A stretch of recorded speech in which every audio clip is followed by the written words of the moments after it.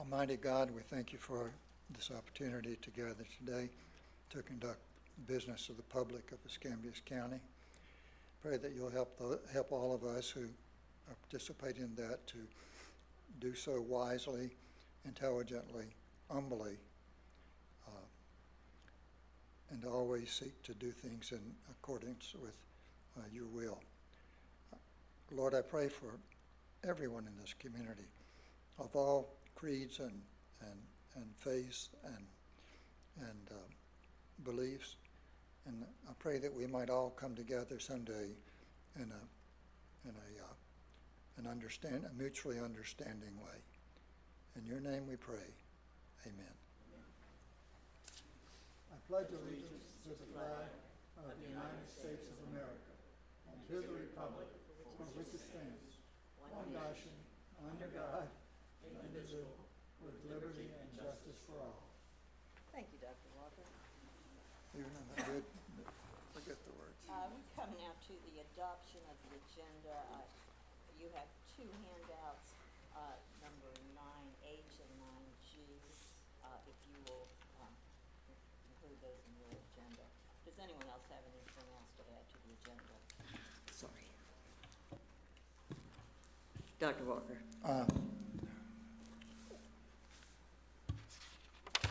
There. Madam Chairman, this is relevant to the agenda. Yes. Are we going to discuss the applicants for the attorney position? I think it would be appropriate to add that to the agenda if you would like to do so.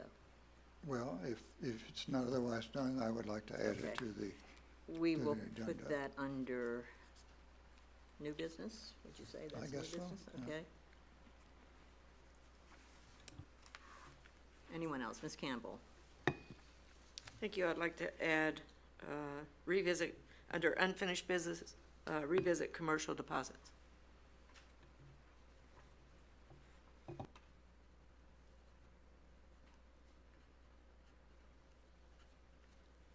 Anyone else? If not, is there a motion to accept the agenda as amended? I so move. It's been moved twice. Second. I'll second. Thank you. Please vote.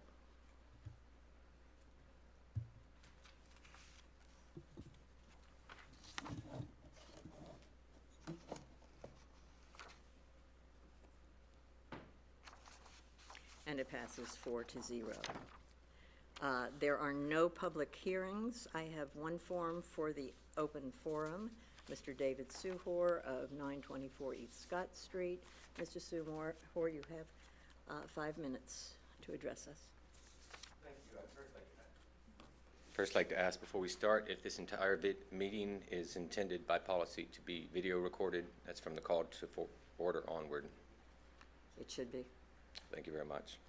Last time I was here last week, I spoke of Hanlon's razor, not to attribute to malice what might easily be attributed to incompetence. I think that still quite applies, but there's another, perhaps, phrase that I'm going to paraphrase. The only that applies better. The only thing that is required for evil to triumph is for good people to be silenced, and for that actually applies to the rest of the board.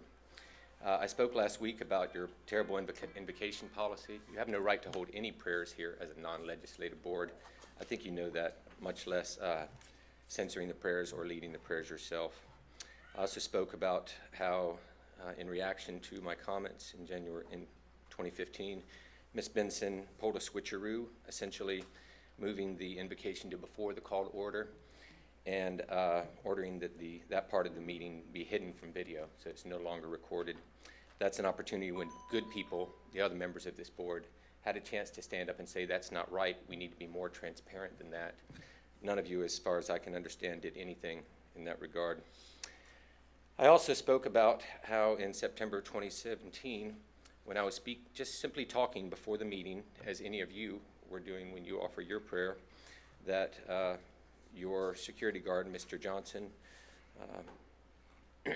committed assault and battery on me by having me removed from this space before the meeting began, simply for talking, and how Ms. Benson could not figure out what the call to order means. This perhaps speaks to incompetence.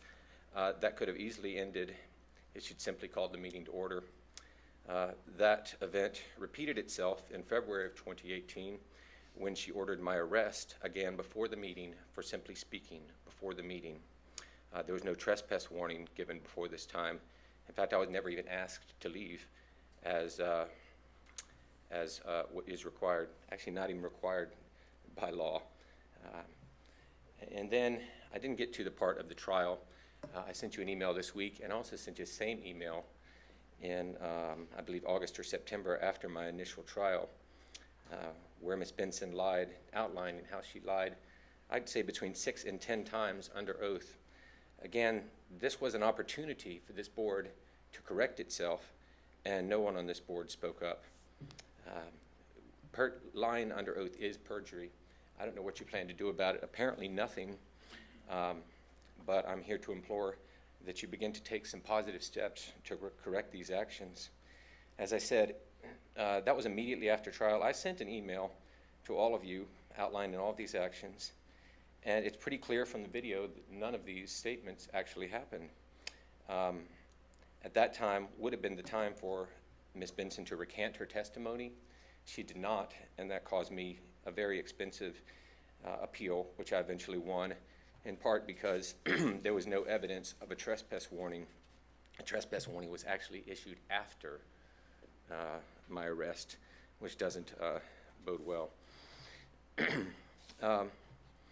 Finally, as you know, I won my appeal, and I think that basically spurred two actions by this committee, by this group. One, you removed your trespass warning, and the other is that you moved your invocation back to after the call to order, which is something I said you should do from the very beginning. If you're going to break the law, at least own it and don't try to hide it from the public. I think that's a disgusting way to do business here, and I think Ms. Benson should be censured for that. Now, I don't come here with only problems. I can offer some solutions as well, and my first solution is very plain and simple: for Ms. Benson to recant her false testimony made under oath at trial. She can do this either publicly or by reporting herself for perjury. If she does not, I suggest the others, if you do it, it's clear from the video that many statements she made were false, and that she had the opportunity to recant them before my appeal and failed to do so. I'd also like you to report the assault and battery by Mr. Johnson. There's no need to have anyone removed from this room for simply speaking in a regular tone of voice before the meeting begins, certainly for speaking in a voice quieter than you did up to that time. I'm not here to talk about any sort of civil suit, but I will remind you, I'd like to tell you that this can be handled simply in the criminal courts. We don't need to put ECUA through a civil suit for the violations of my right to speak here. Mr. Sorrell, as I said, signed a trespass warning, which essentially banned me from these meetings for 13 months. And thank you, Mr. Suhor. Your 5 minutes are up. Do you have any Thank you questions? very much. The next item is presentations. I'm sure each of the members of this board gets calls from time to time from people in the community complaining about trash that's illegally posted or whatever. Well, I'm pleased to say that our staff has come up with something proactive, and they are initiating the Recycle Star program. And it's to promote clean recycling and recognizing ECUA recycling customers for their consistent and dedicated practice to reduce and eliminate contamination of their recyclables.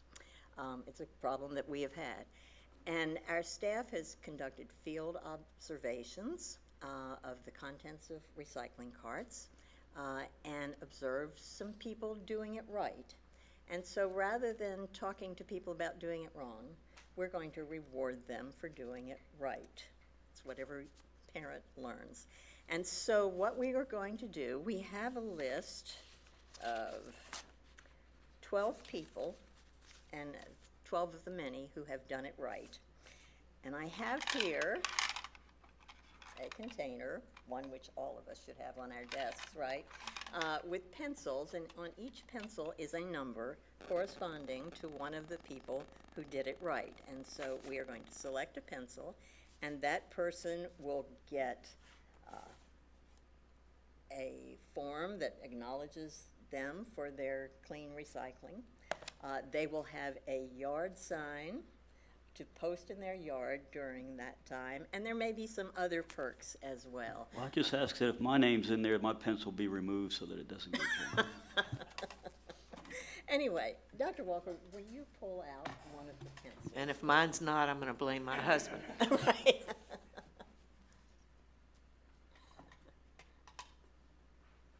Okay. He picked number 1. How do you like that? And the person selected this month is Darren Kilcrease. He is a Pensacola area resident with great environmental dedication and tremendous attitude. He is committed to using clean and responsible recycling habits. So we will pass this along to Mr. Kilcrease. I assume he didn't come for the ceremony. But anyway, congratulations to him and to the others who are in this category, and I hope this will expand. Please let him know that I drew his number. I will do that, and I will let the other 11 know that you did not draw their number. And thank you, Tim Haig, for your work in putting this together. I think it's a great thing. The next thing I'm is... sure that'll be on the website and some other, just ways Oh, to get it the will be information on the out. website. The new website of which is being unveiled tomorrow? Yeah, fantastic. Anyway, we come now to approval of the minutes of the regular board meeting of April 23rd. Does anyone have any additions or corrections to the minutes? I move approval of the minutes. It's been moved. Is there a second? Second. It's been moved and seconded. Please vote.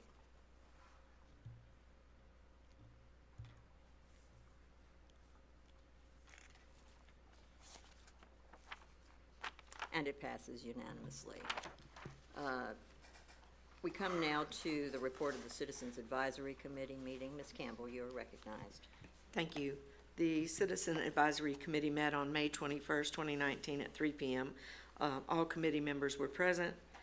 Item F was Ellison Customer Service Building Flashing Repairs.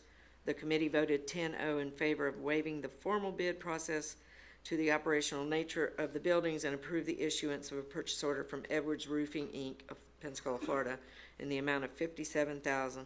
I wanted to add on this one a note that we did do a solicitation, just not a formal bid, and they were the lowest in that solicitation. We just didn't have the time due to the nature.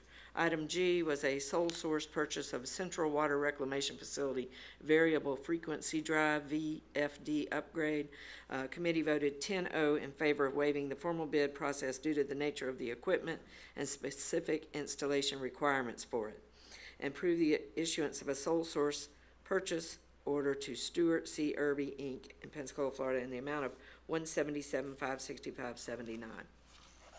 Item H was awarded bid for Highway 29 Becks Lake utility relocation. The committee voted 10-0 in favor of awarding the contract for Highway 29 project to the lowest bidder, B&W Utilities, for the base bid at $69,343.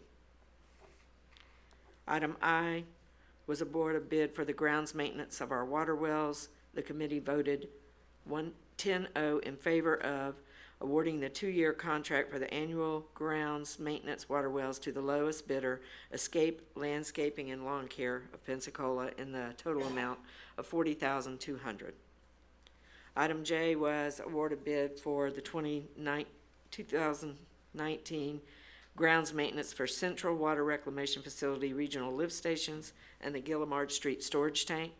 The committee voted 10-0 in favor of awarding the annual grounds maintenance contract for the selected ECUA properties to the lowest bidder, Escape Landscaping and Lawn Care of Pensacola, for the annual total cost of $56,895. Item K was sanitation cart maintenance. All bids came back higher this year, and the committee voted 10-0 to reject all bids and approve additional staff and the truck leases in the fiscal year 2020 for sanitation budget to allow the sanitation department to provide cart maintenance services in-house. Item L was a purchase of dryer, Eurodrive gearbox assembly.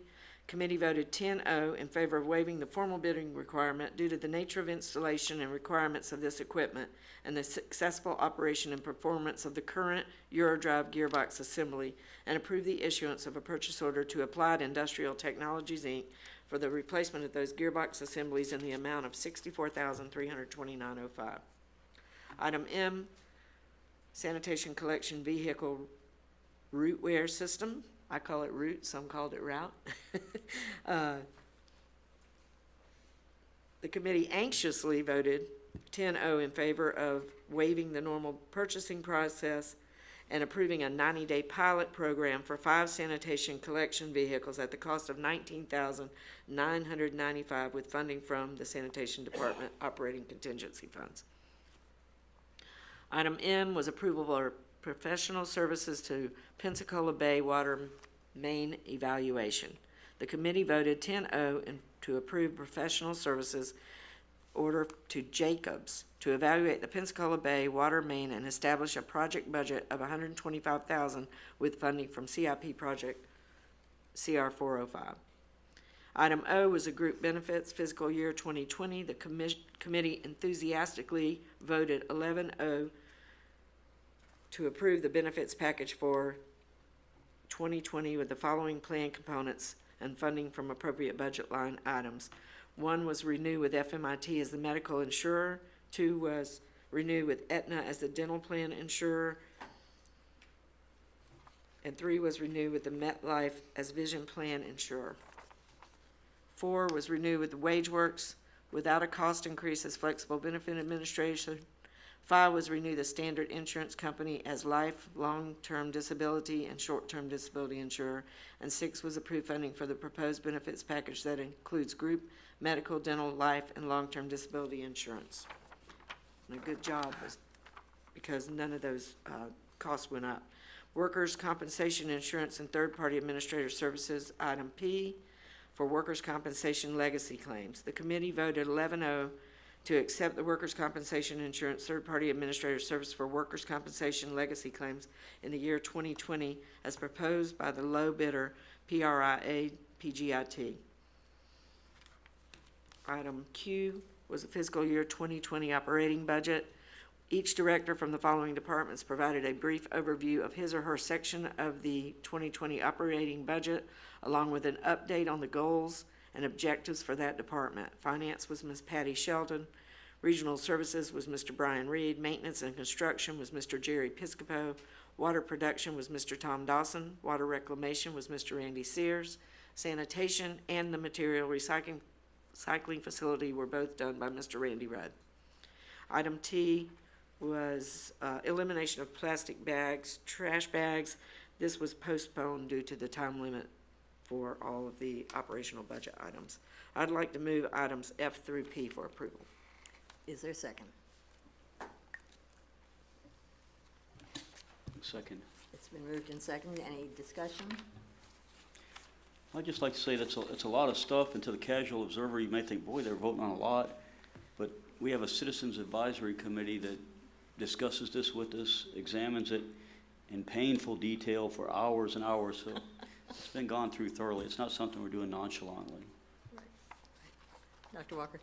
Madam Chairman, I'm happy to proceed with the vote, but I think some of these items deserve some discussion or ask Mr. Sorrell to make some brief note comments or something. So we could either do that before the vote, I guess that would be the parliamentary way, or I'd be happy to just have the discussions after the vote. Why don't we do it before the vote? Okay. You may proceed with your. Okay, thank you. Well, the first one I wanted to comment on was item K. Just one quick question, and that is how many employees will we add to our staff in order to bring the sanitation cart or can maintenance in-house? Mr. Sorrell? If I remember correctly, it's 8. 8? Yes, sir. it takes 8 employees just to replace the damaged cans. I'm surprised. Well, they have to repair, and then they have to actually take them out and deliver the cans. And so it's a much bigger job than what you might think. And, you know, we have about 210 or 20,000 cans out there, so it's a pretty big deal. Sometimes they get slowed down, these guys. I got a phone call one time from a man who said, I'm holding a gun on this guy who came into my yard. He says he works for ECUA. He's got a truck that says Otto on it. I don't know who he is, and can you vouch for? He told me to please call you, and so I'm calling you. And I said, yeah, he's okay. Don't shoot him, please.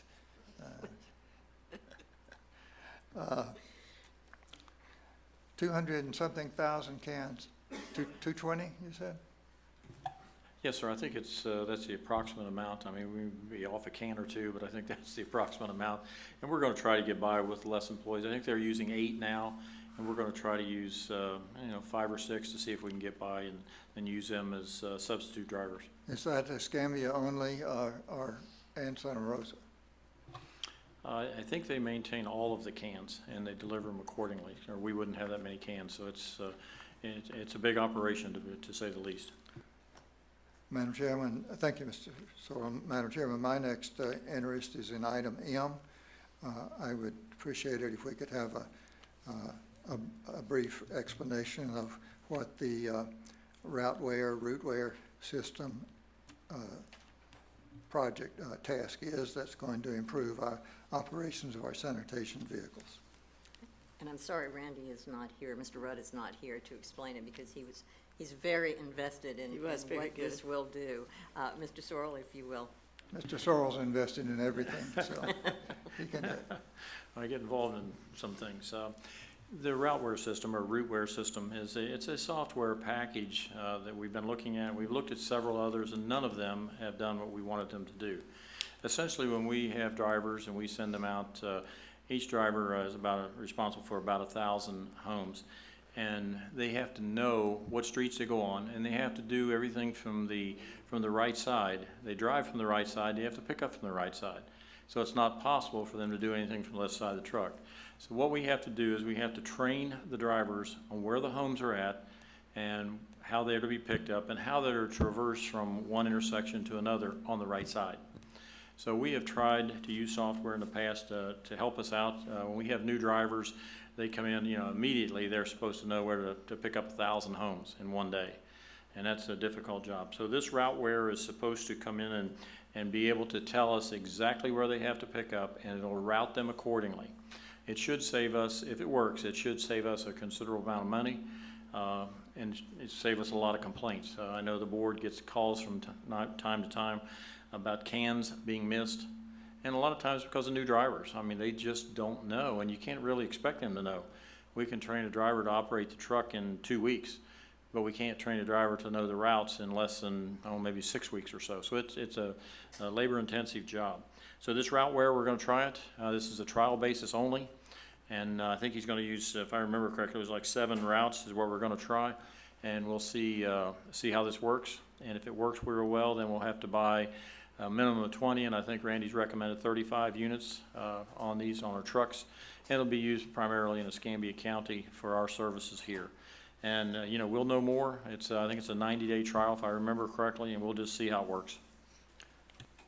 And so what is what hardware is inside the truck cab? Is it a screen like a GPS screen that automatically shows the route in each pickup spot? Or what does the driver have in there to help him? Mr. Sorrell?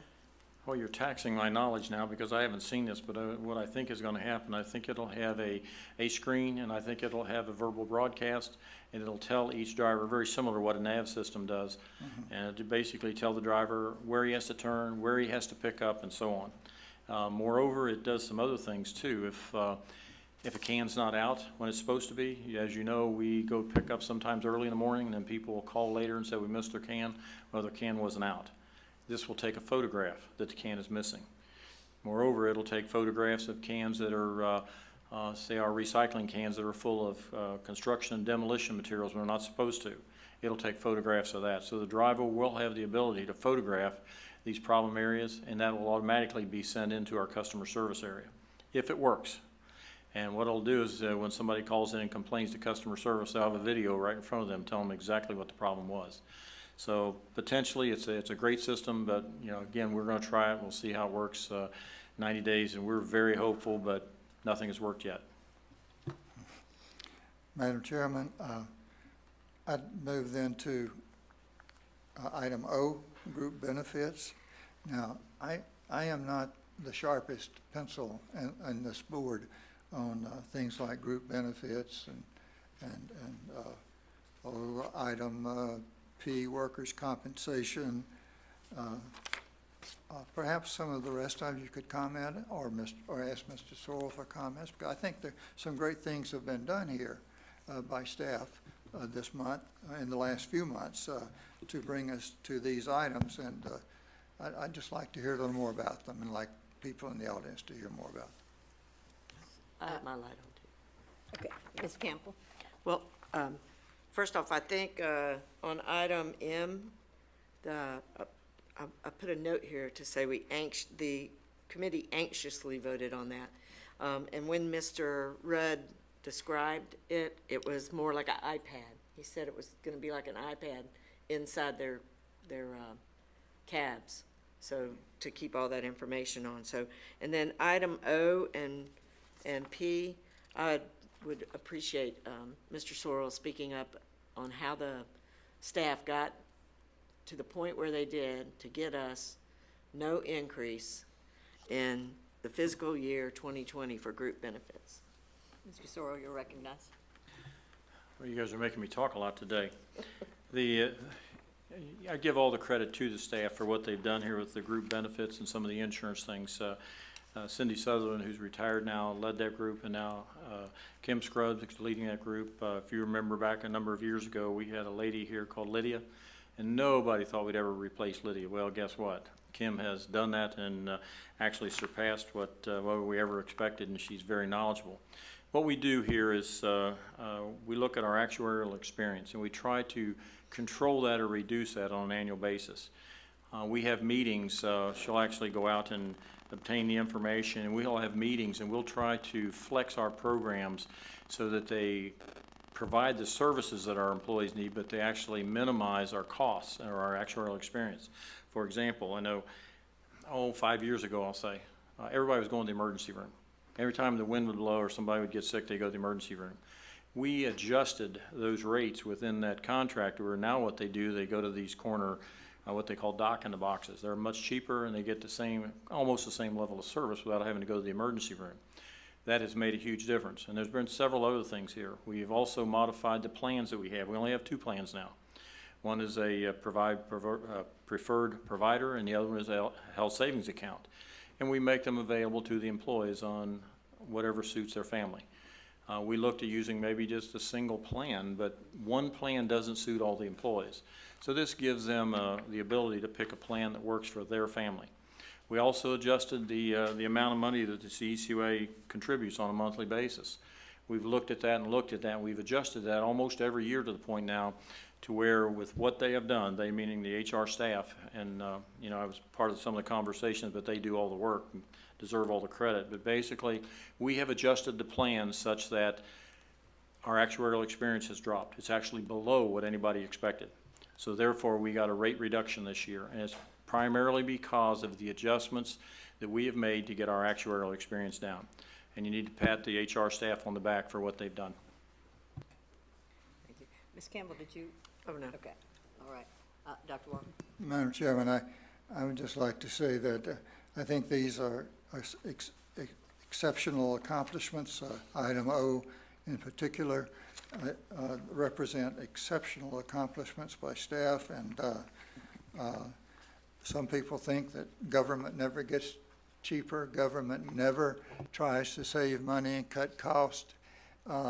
Well, we try. I know that staff and this board try constantly to reduce cost, and especially in this area of group benefits, because that's where so much of our cost is. And, if, I wish everyone in the public could know what a fine job we've done in this area. At the Citizens Advisory Committee meeting, we have members on the committee who are absolute experts, as expert as you'll find in the Pensacola area, on topics such as the group benefits, health insurance cost, various things, Mr. Kimball and Ms. Ben and others. And they had just nothing but accolades for staff for these results of this long process of group benefit preparation. So I've learned how good those particular committee members are, and when they applaud something, I applaud it too. You know, because I know they know what they're saying, and I'm just very proud of what was represented here, and I think I will stop with that. Thank you. Dr. Walker, thank you especially for underscoring this routeware system. I think we're all very proud and enthusiastic and anxious as well, and thank you for your leadership, Ms. Campbell. If there are no more comments, please vote.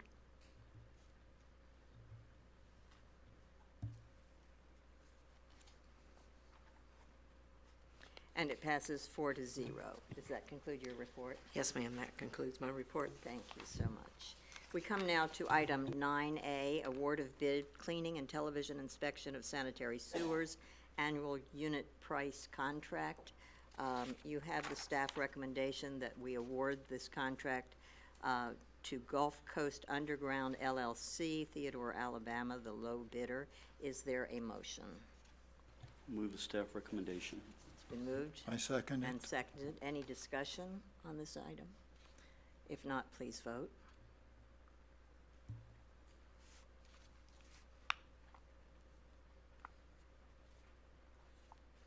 It passes 4-0. Item 9B is award of bid cured-in-place pipe sanitary sewer rehabilitation annual unit price contract. The recommendation is that the award go to Hinterland Group Incorporated, Riviera Beach, Florida, the low bidder, with funding from CIP Project RI 705. Is there a motion? I move approval of the staff recommendation. Is there a second? Second. It's been seconded. This is a new bidder, is it not, Mr. Sorrell? Yes, ma'am, it is. They have not done any work for us in the past. We did conduct background checks on them and reference checks, and they appear to be well-established and do good work, so we're recommending them to you, ma'am. Thank you. If nothing else, please vote.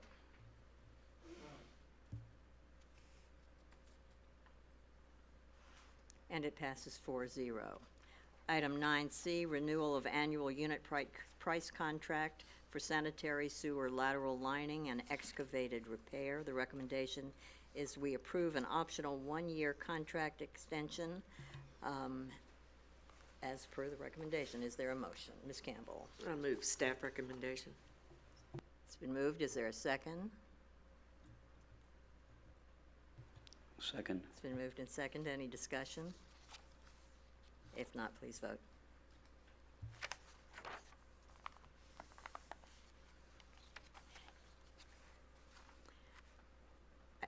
And it passes 4-0. Item 9D is disposition of surplus property, parcels located behind commercial structure at 1715 North Palafox Street. Mr. Sorrell, if you will just give us a little outline of this. Yes, ma'am. As part of the transmission main interruption response plan, the recommendation of the ECUA board actually more than 2 years ago was to build a major tank at this location. I think it was a 6 million gallon tank at this location, and we went through various meetings, and the board decided to put a top and odor control and all that on it, and it's been completed. As part of that, we bought the entire parcel, which included the old medical building and some other areas. Now that the tank is complete and in operation, and it really hasn't been used, but in operation, Basically, there's some property to the north side of the tank site that we do not believe we need any more. We can maintain the property if you'd like, but it's property that we don't need. What we need is an access road from Avery Street to our property because Gillimard has a propensity to flood when there's major storms. So what we've done is bifurcated the property that's available and offering 2 separate parcels for sale. We believe there will be more than one person interested in the properties. The person who bought the old medical building, who's been wanting to rehabilitate it, would probably be very interested. And there's a facility to the north of this that may be interested in the parking spot, and another one to the south. We just don't need the property anymore. All we need is the access. The small property is right up against the old health department building, so it certainly has some advantage to the property owner there. And then the other part is more to the east, down towards Gillimard, and it's a wooded area, but it has a severe decline in elevation, but it could very easily be used for parking. And parking is at a very premium in that area. So we're recommending that we put those properties up for sale and see what kind of bids we get, and we'll bring the recommendation back to you once we get the bids in.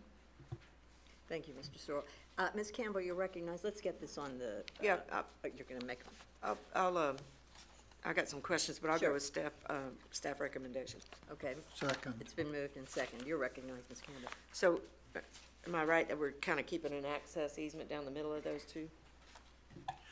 Yes, ma'am. It'd be a north-south entry road, an easement. It's not an easement, it'd be our property. It'd be a north-south property for driveway into the site where we can maintain the tank and the pumping station and so on if there's a flood on Gillimard. Thank you. Anyone else? Mr. Perkins?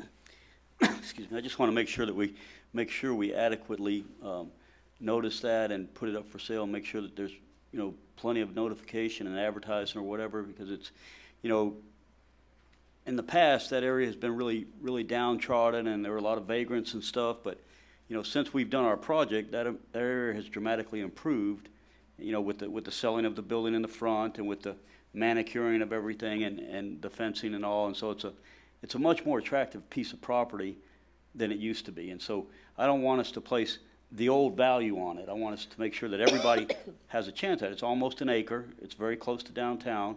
Yeah, it's low, but there are some uses that it could be used for. So I don't want us to, I don't want anybody to come back and say, oh, it was a sweetheart deal for somebody. I want everybody to have equal access to it, make sure that we adequately notice everybody. And it may not bring much, but then again, you never know, it may. The main thing is I just want to make sure that people don't say, oh, ECUA gave that property away to so-and-so. Thank you, Mr. Perkins. Dr. Orr? A side question. Since the tank has been erected and painted and so forth, and everybody in North Hill can see how terrible it looks and so forth, have we been flooded with complaints about this tank? Mr. Sorrell?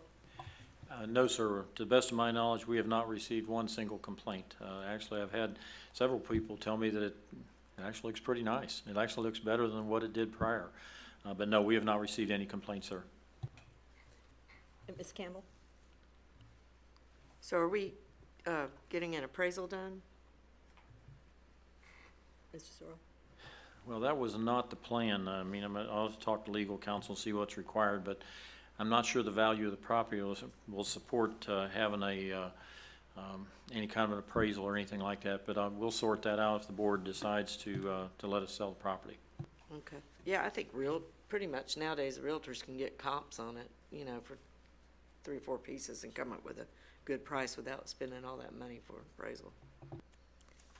Well, I, for one, am cheering for Mr. Singh to continue his renovation. That provides such a wonderful buffer to this, and I hope he's able to procure the other piece of property, of course competitively bid, but it would be nice to have that augment his property. I see no more lights. Let's vote.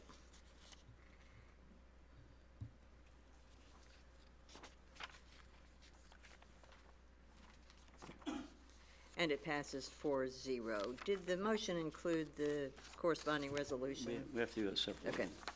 I move resolution 1902. A second. It's It's been moved and seconded. Any further discussion? Ms. Campbell? Nope. It's okay. Okay, please vote.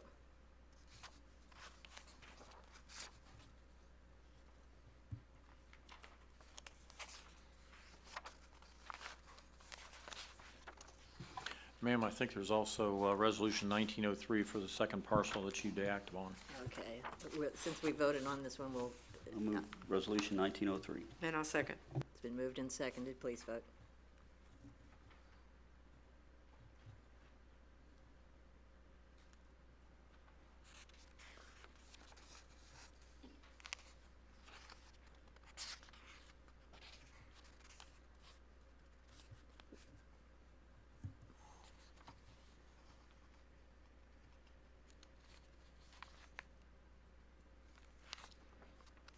And it passes 4-0.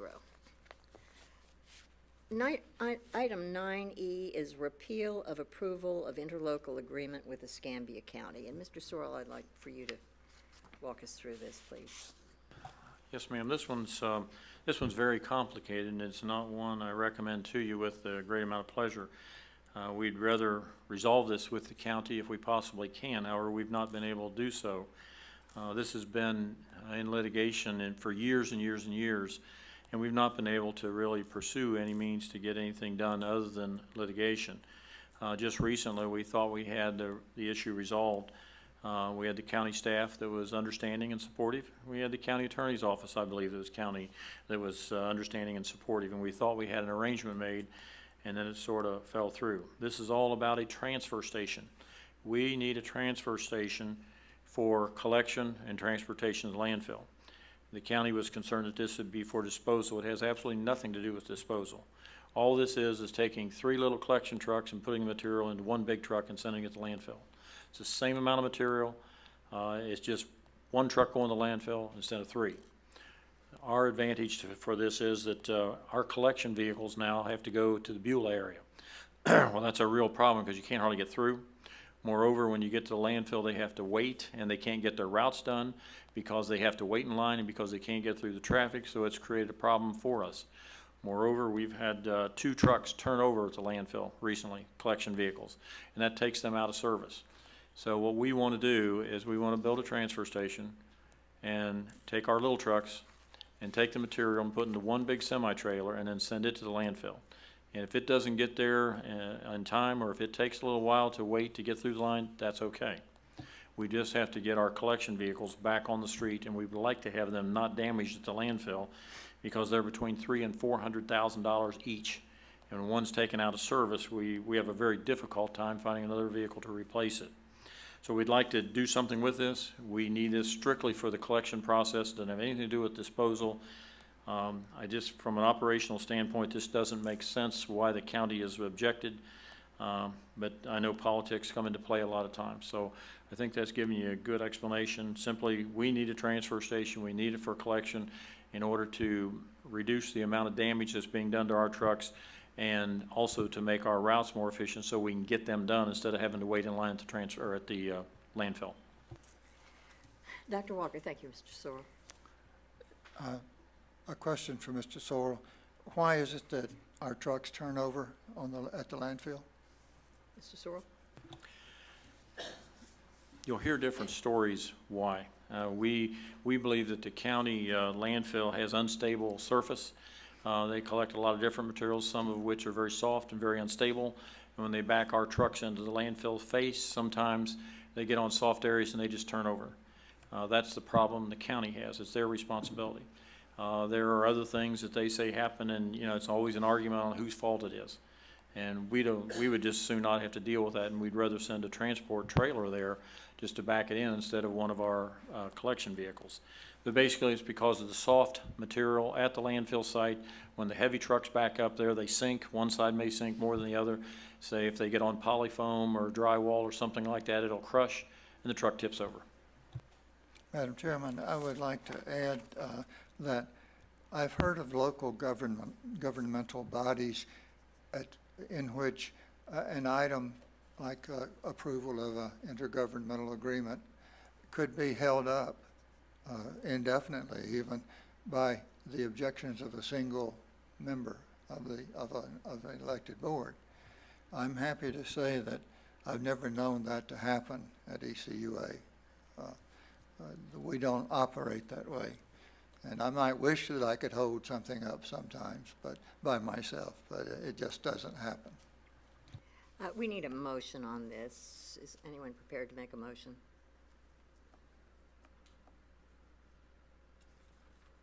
Yes, I will approve that motion, the staff recommendation.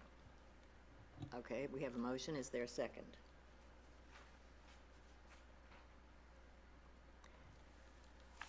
The motion fails for a lack of a second. Mr. Perkins? I'd just like to say why I didn't second it, just so we, have knowledge and stuff. There's an old Chinese proverb that says, wait long and move fast. And I just think now would not be the best time for us to, try and sue the county. I mean, we're looking at, they've got a brand-new executive director, who really hasn't even, who's fairly reasonable and rational, from all my dealings with her, who hasn't had a chance to really get her feet wet yet, so I think we should let her get on the ground, get her bearings. We will have a new executive director in a couple of months, and so I think a lot of times it's not what you know, it's who you know, and a lot of times the relationships between people decide how promptly and how well things get done. We saw that with Mr. Sorrell and Jack Brown, had a great relationship, incredibly good cooperation between the county and the ECUA boards. They had good commissioners, we had good board members, so that helped. But most importantly, we're about to bring a new attorney on board who's going to have a lot of catching up to do. I mean, utilities are a very litigious business, and I would rather have our legal team get on board, get well grounded in the utility, and then if we decide that things can't be worked out with the county, pursue things then. But one thing I've discovered, man, is lawyers are expensive. Especially government lawyers. We start suing each other, and what we're spending, the county's spending. These are all taxpayer dollars, so we're doubling the pain. So I think it would be wise for us to wait, let everybody get organized and situated, and see if there can be a resolution with all the new administrators, and if not, then we'll see where we need to go. But I just think it'd be wise for us to hold off for the time being. Thank you, Mr. Perkins. Ms. Campbell? Yeah, I'm going to agree. I was surprised to see this on here. I've actually spoken to 3 of the county commissioners about a transfer station, and they were not opposed to us having a transfer station. One might not want it in their district, another might, say, well, what about this place and what about this place? But I don't think the talks had just collapsed. So I was very surprised to see this on here. I would not like to, I agree with Mr. Perkins. You can spend a lot of money on legal fees, and then, both sides are upset and mad with each other. I would like to see us wait until Ms. Ms. Gilly gets in there, and, we get a new administrator. I know that time is of the essence, but I don't think that it'll kill us to wait, 90 more days for this. So. Thank you. And I can concur with both of you. I think people really hate it when governments sue government because they see 2 hands in the same pockets. And, I do hope we can redouble our efforts to meet with our counterparts in the county. I intend to walk the halls with that, because I think the one thing that of which we need to make them aware is that this isn't just about ECUA operations. When we have trucks tump over, when we have inefficiencies waiting in line at the landfill, it's costing every one of their constituents and our constituents money. And it's not just operational, it's financial, and that's an important. So I will certainly walk the halls, and I think it's wise for us to proceed with caution, although this is a good initiative, and I think staff is right to want to pursue it. It's an important thing to do, but I think patience is good. Dr. Walker? Okay. We have nothing to vote on, so I assume this will come back to us, and perhaps we can report any conversations that we have with our counterparts in the county. Item 9F is purchase of 2 sludge trailers. Mr. Sorrell? Yes, ma'am, this is somewhat good news. Basically, as you know, our compost operation is doing very, very well, and we're selling about everything we make. We make about 2,000 tons a month. The problem that has limited us to some degree is the amount of biosolids that we have the ability to transport to the compost site. We currently only have 2 of the sludge trailers. They're the push-type trailers, and they have to meet certain connection requirements. So that's why these special trailers are being recommended. But basically, if one trailer's down, then we even cut our ability to provide biosolids to the compost site by 50%. So what we're recommending is buy 2 additional sludge trailers. That'll give us 4 sludge trailers. We'll be able to double the amount of sludge. It's biosolids, basically, we'll send to the compost site. So it should enhance our compost operation. Right now that we're selling everything we make. Peanut farmers love it. So if you're eating peanuts, you're probably eating some of our material that made them grow. Moreover, Life Soils, who's sending our material to Central Florida, is buying a lot of it. And we're also selling some of it out to the rear of these buildings through the people who come in and pick up trucks and want bags. So the compost operation is going great. Any biosolids that we send over to compost saves us money. If you remember me telling you in the past, we spend about $1 million a year in natural gas to dry the biosolids. When we send it to compost, we don't have to do that. We run the material through the screw press, and then we put it in these transport trailers and send it to compost. They mix it with the ground up yard debris that we collect, about 20,000 tons. We make compost and then we sell it. It is a big cost avoidance for us. Right now we're estimating over $600,000 a year in cost avoidance by doing this. So we're recommending we buy 2 of these additional trailers simply so we can haul more sludge to the compost, so we can make more compost and not pay so much to dry the biosolids and sell it as pellets. Is there a motion? Thank you, Mr. Sorrell. Move staff recommendation. Is there a second? Second. It's been moved and seconded. Any discussion? Please vote.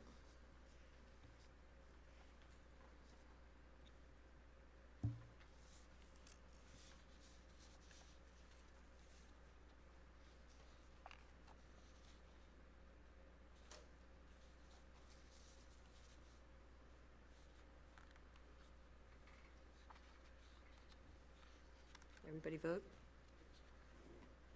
Got a little yellow circle, folks? It passes 4-0. As for me, anything we can do to enhance our composting operation, that is just such a good thing on all levels for the environment, for our economy, for public relations. I'm glad we're enhancing it any way we can. Okay, the item 9G, you have a handout, which is the Northwest Florida Water Management District Grant Agreement Amendment for the Pensacola Beach Reclaimed Water System Expansion Project. Mr. Sorrell, briefly, if you will. Yes, ma'am. We received a grant to build a reclaimed or reused water system out on Pensacola Beach. We received that from the Water Management District. We've done a lot of that. We've built the tank and some of the other things, but we haven't been able to build the underground transmission systems and the pumping stations simply because the county's going to do roadway improvements and we don't know where they're at or what they're going to do, and they'll dig up our pipes if we put new ones in the ground. So we haven't been able to complete this grant. So we asked the Water Management District if they would extend the grant deadline. And last week, Jerry Pate, I believe, is the chairman of this committee. They approved this. They've extended now till September 2021. That should be really good news for us. You know, we also received $4.68 million from the FDEP on a grant to put in a reuse water system out there. So basically, the combination of these two will allow us to put this reclaim system on a large portion of Pensacola Beach within the next year or two. Thank you, Mr. Sorrell. Ms. Campbell? Would like to move staff recommendation. It's been moved. Is there a second? Second. It's been moved and seconded. Any discussion? Mr. Perkins? I'd just like for staff to, extend the board's thanks to the Northwest Florida Water Management District for extending that deadline for us. I mean, a lot of times you get these government entities. I remember when we did the Main Street relocation project. We had 5 years to get that done, $165 million federal grant, and if it had not been done in 5 years, when that governmental audit came through on that project, we'd have had to pay back a portion if not all, of that $165 million, and the ratepayers would have been stuck for that bill. Fortunately, we got it all done ahead of schedule and under budget, and the federal government audited us, and we didn't have to send a single penny back on that project. So, sometimes you are at the mercy of whatever funding authority is working with you, and so I think we owe the Northwest Florida Water Management District a real thank you for being willing to work with us, and the FDEP for the the $4.6 million reclamation project. I mean, we're getting a lot of cooperation. It's very encouraging. Thank you for your comments, Mr. Perkins. Any other discussion? We have a motion on the table, yes. Please vote.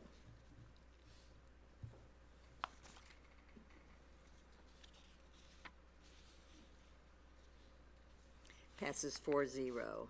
Item 9H is notification of emergency purchase. Mr. Sorrell? Yes, ma'am, we were having some considerable erosion problems around the lift station. It's lift station 281. It's around the Target store on East 9 Mile Road. And it required us to do some emergency repairs, to do some pilings and some other things. And we went out and got 3 quotes real quickly. Pensacola Concrete Construction was the low bidder, and I went ahead and authorized them to go ahead and do the work, and I'm notifying you of the same, that the work is being done by them, and basically it was one of those things that we just had to do or we were going to lose the lift station. Thank you, Mr. Sorrell. We come now to our budget report. Ms. Sheldon. Did we have a motion and a vote on that? That was an emergency, that was a notification. That's okay, keep me honest. You'll be glad when I get the new eyes. You're recognized. Thank you, Ms. Madam Sheldon. Chairman. Good afternoon. The report in front of you for the monthly budget to actual is as of April the 30th of this fiscal year, 2019. The second verse is pretty much same as the first. There's nothing really new that I'm reporting here. We're continuing to see a little bit of overages in overtime, gas, oil, and lubricants, repair and maintenance for vehicles. Overall, the water fund is in good shape at 45% of the budget, at 58% of the year completed. Sanitation, Escambia is slightly over budget for those same reasons that I just talked about. And the MRF is over budget, as we've talked about before. So I'll answer any questions. Any questions? Ms. Campbell? Do you think that the adding of new customers is adding to that overtime, and the time of year probably would be adding to it as well? It could be time of year because there's a lot more yard trash out. Although we use Action Labor for most of the yard waste collection, but there's just, that this time of year it is there's more stuff to pick up. So. And then if we've got staff out on FMLA, or for some reason, other people are having to spend overtime. I just know that we have a huge boom in my district of customers, and so I appreciate this report every month, and I like to keep an eye on it because I do think that we're getting a lot of new customers, and that transfer station is getting more and more important. I know we need 5 new routes right now, just in Beulah. So, when you're out there talking to your cohorts, make sure they realize that that transfer station would really help with getting the trucks back on the road and I think them being in line to get out there to the landfill is taking up a lot of time. So, I wonder if that might be touching this a little bit as well. So, thank you very much for that report. Any other questions for Ms. Sheldon? Okay. Thank you very much. Thank you.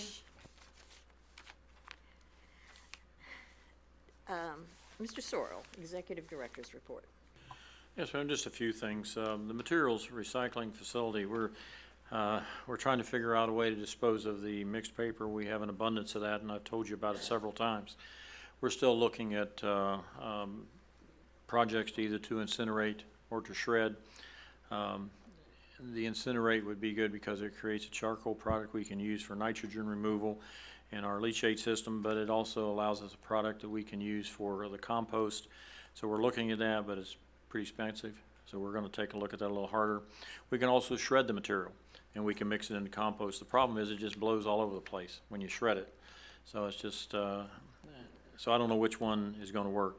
We're also working with glass. We're trying to clean up the glass. The product that we have now, we're supplying it to fiberglass manufacturers, but it's pretty dirty. It has bottle caps and everything else you can imagine in it. So we tried a process last week where we actually floated the material, and we were able to clean it up a lot. And then we took the waste or the residue to the landfill itself and disposed of it. And we're trying now to see if we have a market for a cleaner glass material. If we do, we'll pursue it. If not, we'll drop it and just go back. But all those things are just underway right now. We're looking at those. We will have your preliminary budgets sometime in June.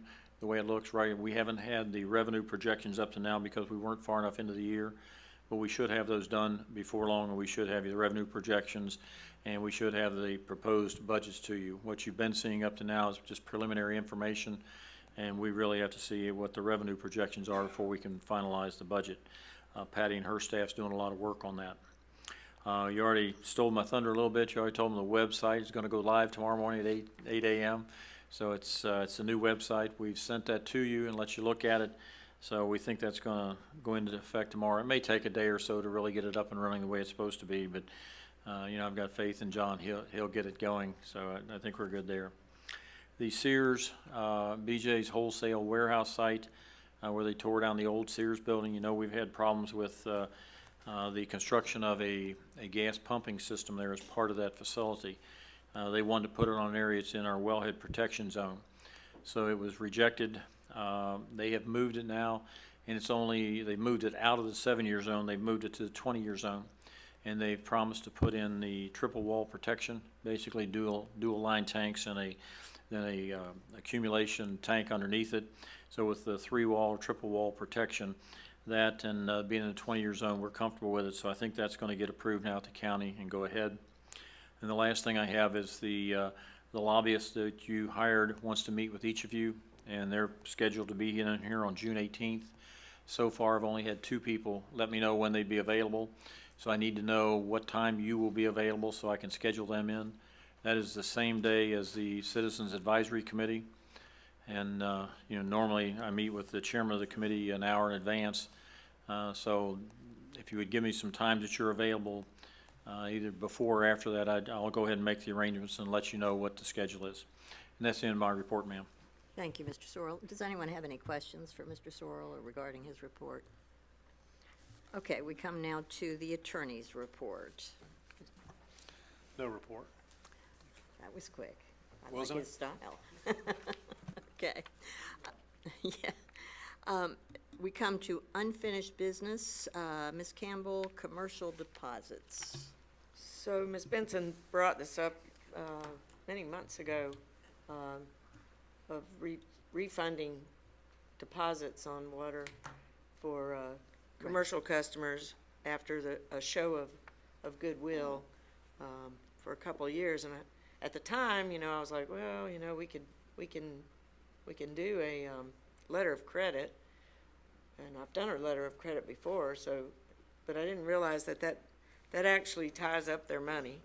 So it's something that I just like for us to keep in mind.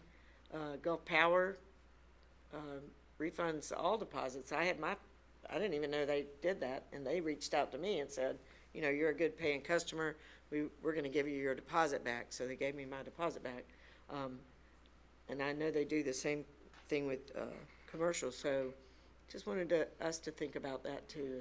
It's held as restricted funds, so we can't pledge it anyway. So it might be some goodwill to our customers. Thank you for revisiting that, Ms. Campbell. Has the Mr. Carter? CAC ever looked at that in depth? I mean, it might be.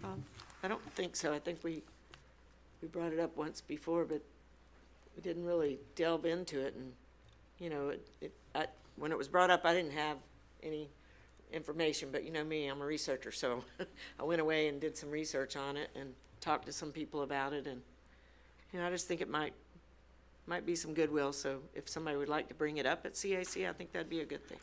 Mr. Perkins, would you like to make a motion to refer? Sure. Okay. I mean,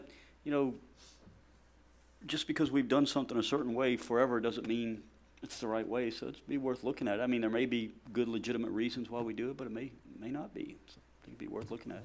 All right, so the motion to refer, is there a second? Second? Okay. Yes, and if staff can do some research on what the financial impact and everything else, good. All right, please vote.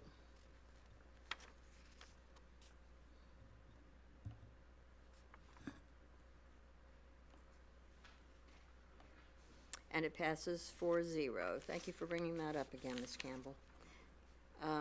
Okay, under new business, the subject of the attorneys, the RFPs, Dr. Walker. Madam Chairman, are we at a position where we could move forward to some degree and with regard to selection of an attorney?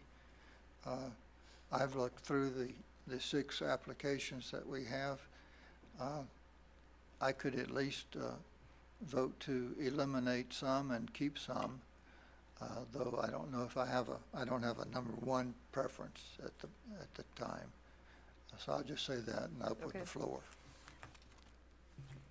Ms. Campbell. I want to go ahead and say this. There were only about 3 of those that had worked with utilities before that I noticed. Beggs and Lane, Emmanuel Shepherd, and Carver Darden, and all 3 would be absolutely great firms. But I've worked for all 3 firms, and I currently do business I own a company that does business with Carver Darden. I do work currently with Emmanuel Shepherd and Condon, and I've worked with John Daniel at Beggs and Lane and Bill Mitchum and all of them over the years. I don't believe at all that it would affect my vote, but I feel sure that it would become a political point in the future. So for that reason, I will not be voting on the attorneys today. Happy to answer any questions. Would you like to make a suggestion, Dr. Walker or Mr. Perkins, on how you would like to proceed, either with winnowing or the process? Mr. Perkins? Well, I'm torn because I'd like to get it done sooner rather than later. And on paper, I have some favorites. I mean, I feel like I could probably make a decision today, if necessary. But then again, it's always nice to kind of see, when you hire a prize fighter, to actually see them in the ring. So maybe if they came and actually presented and see kind of what you're looking at, it might be helpful. In looking at kind of their provided materials and stuff, my number 1 was Carver Darden. I mean, I like them because they have lots of experience and they have no conflicts. We have a couple of other good local firms, but they have some conflicts, so that concerned me a little bit. But and Gray Robinson also looked like a really good firm, but their prices are pretty high, and I'm concerned because not having a local office, I mean, we're going to end up paying for that travel back and forth and for those overnight stays and everything like that. And while we live in a multimedia world, and you can do a lot of that over the internet and stuff, you have to be in a courtroom at certain times, and sometimes it's on short notice. And so I would be hesitant. One of their lawyers gets $700 an hour. I mean, that's pretty heavy cabbage. But for me,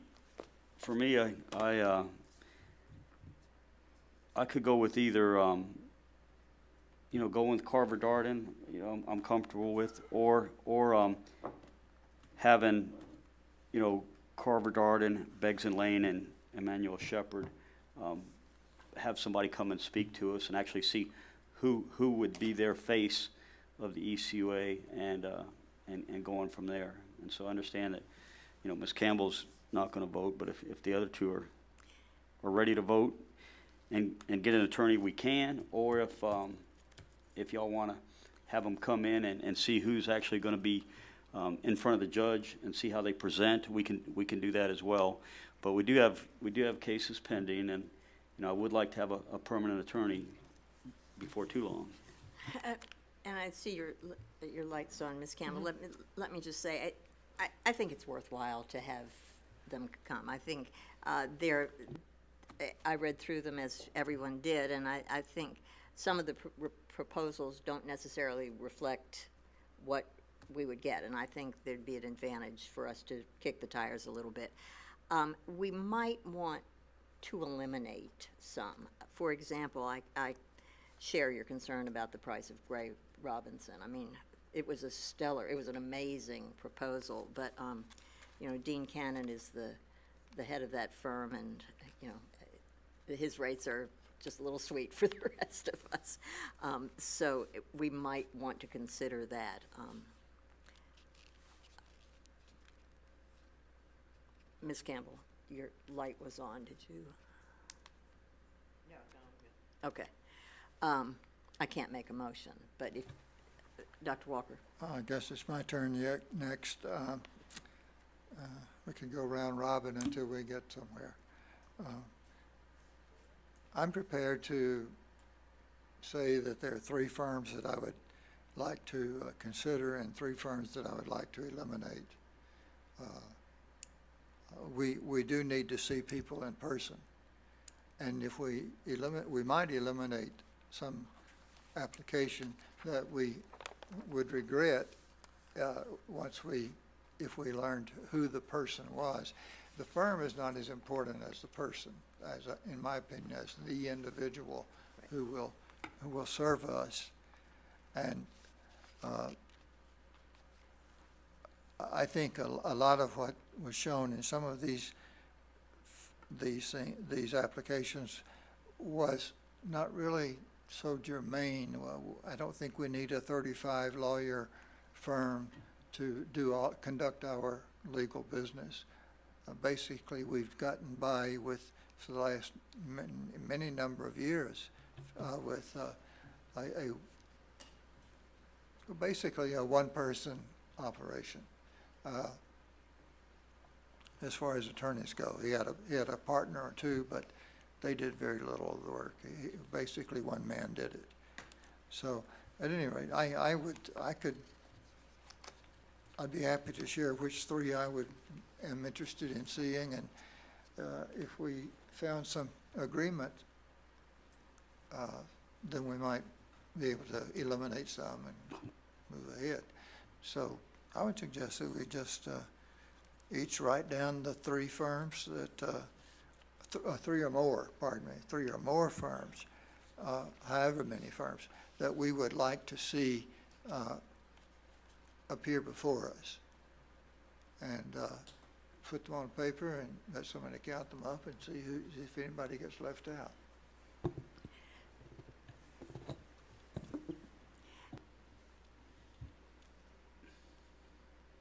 Mr. Perkins? Madam Chair, I worry about transparent. I'm sorry. Just a moment. That's okay. Ms. Campbell was before you. I apologize. That's okay. I was just gonna add, I can talk, just not gonna vote, but, the one thing that you said that, we didn't need a firm with, 20 or more, 20 or more attorneys and paralegals and all that.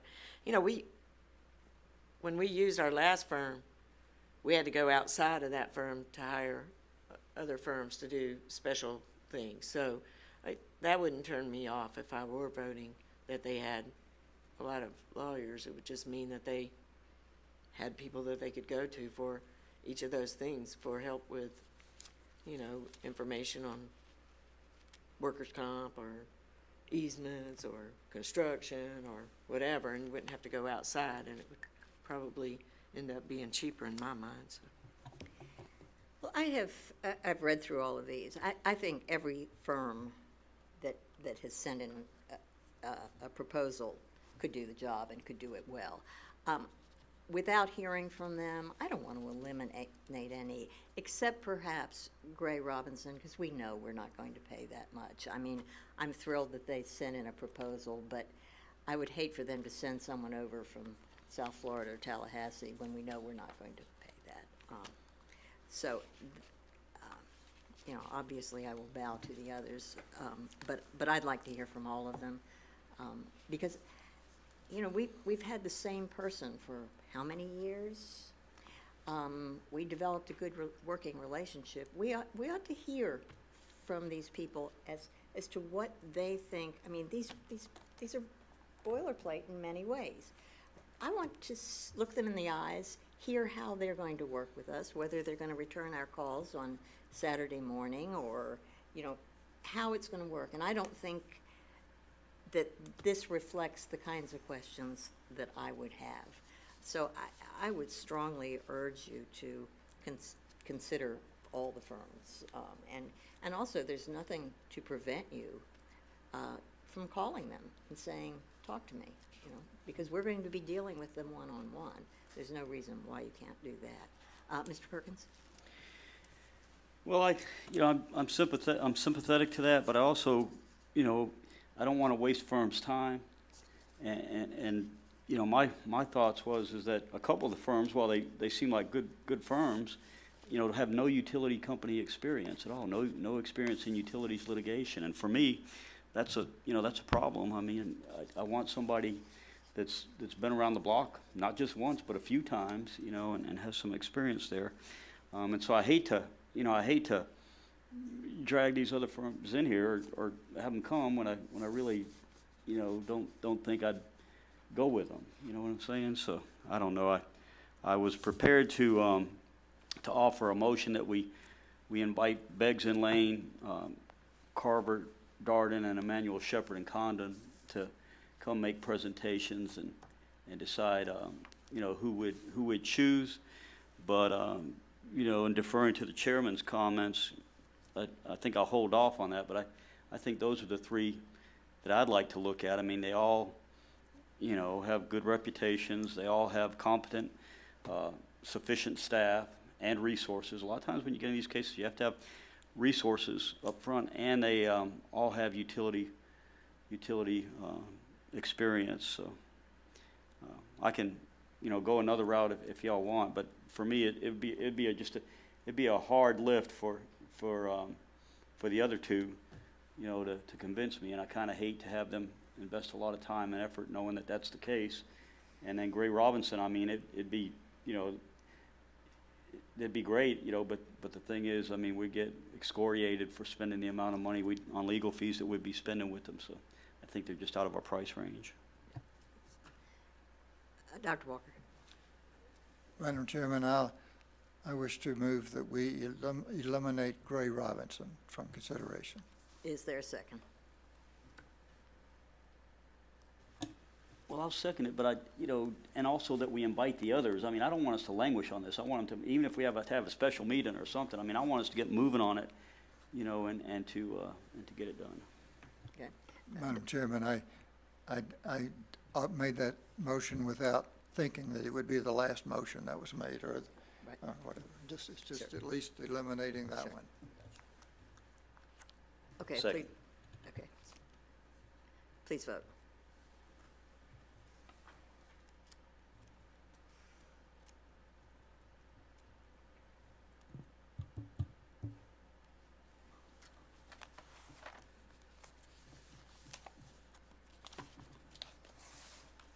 And it passes 3-0 with one abstention. By the way, they are carrying our lawsuit for malpractice insurance, and I think they have proven worthy, and I certainly, we want to thank them. It's just, we're not in the Rolls-Royce business, I guess. Let me mention something else that concerns me, and that is that Ms. Campbell needs to recuse herself, and I understand why, and I think that's appropriate. If we award this to Emmanuel Shepherd, and boy, it's a great firm, and I like all of these people, and I'm friends with them, I fear a lot of times when Ms. Campbell will need to recuse herself, which means that the voters in District 1 will not be represented in whatever vote that is. And that worries me. I have served on bodies where there were frequent conflicts of interest, and it's very awkward for the other board members, for that person who is abstaining, and essentially you are depriving the constituents of representation. I fear including them because of that concern. Ms. Campbell? I had a feeling that that might come up, so I had long conversations with Emmanuel Shepherd and Condon, and like I said, I do currently do work with Carver Darden as well. So, but I don't work for them as an employee. Right. So I had long talks with them, and against their will, I told them that I would never keep. I've done business with this firm for 30-plus years. You know, I just worked for them for a year. But I've done business with them and the other firms for 30-plus years. It's the business that I'm in. I would resign my position at Emmanuel Shepherd and Condon if they were chosen. And it would not bother me because, it would bother me because they're a wonderful firm to work with. It would not bother me because we would keep our relationship for another 30 years. So it's not that big a deal. I don't want it to be a reason for them not to be considered. We've already talked about it. I've already, considered that might be the case. And I do not want to keep them from getting this position because they're a very, very good firm, and they do deserve to have every choice as the other firms. So. Dr. Walker? I'm sorry I forgot it was on, but I will say, why don't we just invite the other 5 firms to have the person who would be their lead attorney for ECUA come to our next board meeting and at least make a brief presentation. So you are saying including Emmanuel Shepherd and Condon? Yeah. Okay. That's the motion. Is there a second? Yeah, that was the motion, the other 5. Is there a second? So it fails for a lack of a second. I'll second it because, it's going to be 2-2 and nothing's ever going to happen. We're not going to get anything done, so. We have one person not voting, Oh, okay. so you didn't second it. So here we are. And this is exactly what we can anticipate, and yet Ms. Campbell is saying that she will resign her job if Emmanuel Shepherd and Condon is selected. Board membership and elected office should never come to that. She should not have to resign her job. She has so much integrity that we should not put her in that position. I think that is just an unacceptable act on our part. As good as their firm is, they are not our only good choice. And I feel very strongly. You see what's happened. We have 3 voting members. We don't know when Mr. McCorvey's seat is going to be appointed. I would suggest that we eliminate Emmanuel Shepherd and Condon as well, and knowing that they are a great firm, but it puts one board member in a terrible box. Ms. Campbell? I am going to beg of you not to make that decision. You sound just like one of the attorneys in that office who said, we are not going to bid on this. And I said, yes, you are. And, I've done what I do for 40 years. It is not a I trust me when I say that I can work elsewhere. My own company would love for me to be more available. So it's not a big deal that, it's a big deal because I love the firm and they love me, but we would still be working together for the next 30 years, and I do not want them to be eliminated as a choice. I really do not. They would make I can't think of that they wouldn't make a fine board chair, board attorney. So I beg of you all, You all know me. Keep them on there, and I will make that not a problem if they are chosen. Thank you, Ms. Campbell. I know you're in a difficult situation, even with the discussion. Dr. Walker? I will express this positive opinion, which seems to be a little bit different from what I'm hearing in general. And that is that I like the idea better of a small firm, even a 1 or 2 person firm, such as we've had for the last 15 years, actually the last 30 years. With Brad Odom as the last personification of it.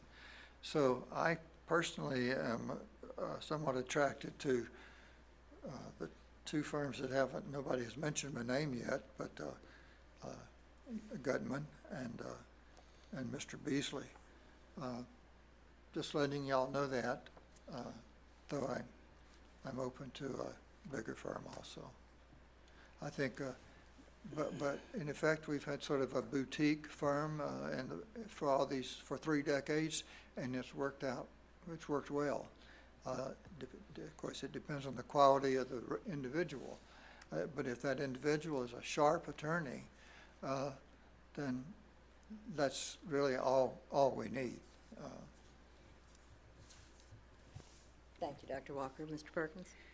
I think I'll just go ahead and make Dr. Walker's motion that we invite the remaining 5 firms to make a presentation as to why they should be selected as ECUA attorney and to answer questions from the board. And one of the questions, of course, will be, how will you handle this conflict and this public perception that there may be a conflict? And, you know, and any other questions that we have for any of the firms, and just go ahead and invite them to make a presentation. I do think that that when we finalize the contract, we need to have another firm look at it. So if we picked, you know, Carver Darden, and would want, you know, Beggs and Lane to look at that contract for us, you know, a third party, and make sure that the contract, you know, was suitable, and then discuss any things that might be issues in the contract with the board. So whoever we choose, I think we shouldn't just say, oh, have the executive director sign the contract. We should also have the executive director, with the assistance of a separate legal firm, review that contract before we sign it. So that's a motion. Is there a second? I'll second it. And I can vote on this. Okay. I think this is a very appropriate. Oh, did you want to speak to? This is an appropriate and fair way to do it. I think we have 2 types of firms, and we need to think very carefully about which way we want to go, as Dr. Walker said. You know, they're all quality firms. That's the good news. I think it speaks well to the reputation of this board that you get the caliber of proposals that we have. So I'm prepared to support the motion, and I see no more lights, so please vote.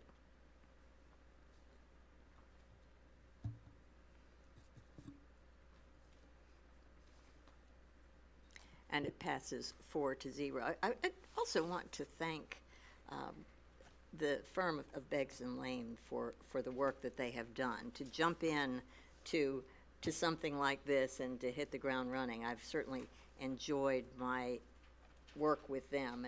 Well, we're not writing them off yet. I know that. No, but I want to thank them right now, because you know, we haven't done that. Everything's been kind of interim, and they have done a great job, and I think it speaks well to their firm.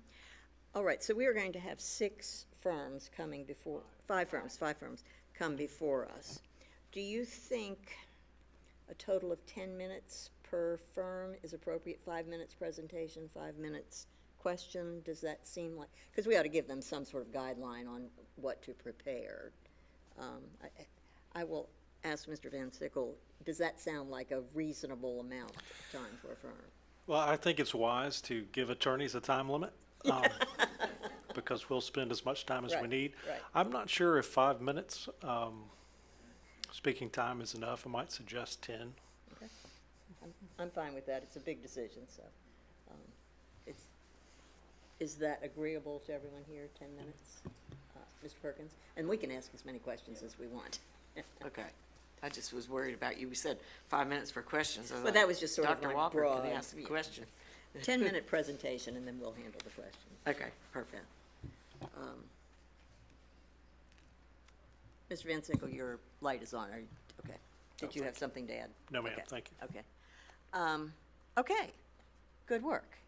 Next month, we will have those presentations and look forward to hearing what they have to say. Ms. Campbell? And I would like to participate in the question and answer. I just, think that it's good that I don't vote. Okay. Yeah. We voted on inviting the firms. We didn't vote on the format, but I'm not sure we need to. Yeah, okay. Okay, Did we decide on a date? at the next board meeting, I think that was the decision. Okay, I have no other business to come before us. We come now to board communications. Does anyone have anything, Mr. Perkins? Yes, Madam Chairman. I got a, kind of a email from Mr. Suhar, kind of like his presentation, just real negative and threatening and everything. I'm not the least bit influenced by any of that, but what I am concerned about is that he sends it to all the committee members, and we've all been briefed, and we know that when there's threatened litigation, when people are threatening to sue us, we basically zip our lips. We don't engage them, we don't email back and forth, and I'm worried that he may basically set a trap for some of the committee members and have one of them hit the reply to all button and reply to him. Well, then he's got a sunshine issue. So if we could just either have the staff or the attorney, probably the staff, say, hey, make sure anybody that's threatening litigation, we are not emailing them, or just use discretion and caution doing that. Don't fall for, for something that may get you and or the organization into legal jeopardy. So. Thank you for that caution, Mr. Perkins. Any other board communications? We come now to open forum. I have no pink slips. Is there anyone who wishes to address us in open forum? We are adjourned.